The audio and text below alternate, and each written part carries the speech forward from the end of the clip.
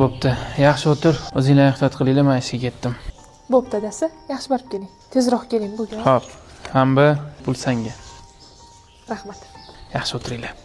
Kuningiz yaxshi o'tsin dadasi. Rahmat. Adasi, pul bering. Yaqinda berdim-ku. Voy. Nima qilibdi yana bersangiz? Ana, ukangiz xotiniga har kuni pul beryapti ekan. Ha, menga ham bering. Har kuni berayotganing. Ha, har kuni 100 ming, 150 ming qilib pul beryapti ekan. Nima? Meni kam joyim bormi o'sinimda? Ha, bo'pti, bor. Mashinamni yuvib olay, keyin gaplashamiz. Doim shunaqasiz. Nimadir so'rasam, keyin deysiz. Yaxshi o'tiribsizmi dadasi? Rahmat. Bugun ham menga pul berasizmi? Beraman. Ma. Rahmat. Arziysan. Tinchlikmi aka? Sen nima? Har kuni ayolingga pul beryapsanmi?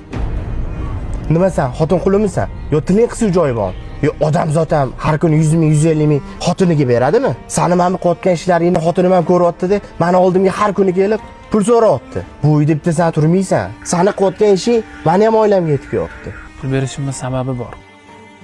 Onasi, mana bu Metin qoyalar degan yangi kitob. Rosa internetda shov-shuv bo'lyapti.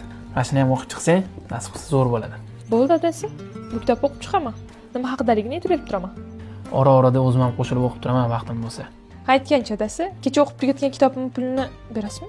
Beraman. Nega bermas ekanman? Sen ilm olaman deysan-ku, men yo'q deymanmi? Ha, ortig'i bilan. Rahmat. Bergan pullaringizni to'plab, kitoblarimga xudo xohlasa, kitob javon qildiraman. Baraka top. Mana shu narsa uchun men har doim ayolimga pul berib kelaman. Ayolim o'qisin, olima bo'lsin, ertaga farzandlarimga yaxshi tarbiya berishi uchun men ayolimga investitsiya qilaman. O'zingiz bilasiz, erkak kishimiz ertalabdan kechgacha ishda bo'lamiz, ba'zida kitob o'qishga vaqtimiz bo'lmaydi. Ona tarbiyali, ilmli bo'lsa, kelajakda farzandlaringiz ham yaxshi inson, yetuk inson bo'lib yetishadi. Ayolimga har safar yangi kitob chiqishi bilan olib kelib beraman. O'qiganda keyin kechqurun menga aytib ber deyman. Bahonadan men ham kitobni nima haqidaligini bilib olaman. Men bugun ayolimni ilmiga investitsiya qilaman. Ayolimni bu ilm olayotganini rag'batlantiraman. Buni orqasida juda ko'p yaxshiliklar bor. Erkak kishi o'qisa, o'zi olim bo'ladi.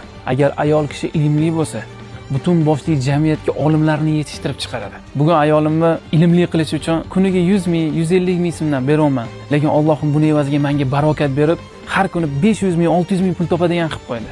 Bir so'z bilan aytganda, bitta o'q bilan ikkita quyonni uraman. Hayolimga kelmaganda qara shu narsa.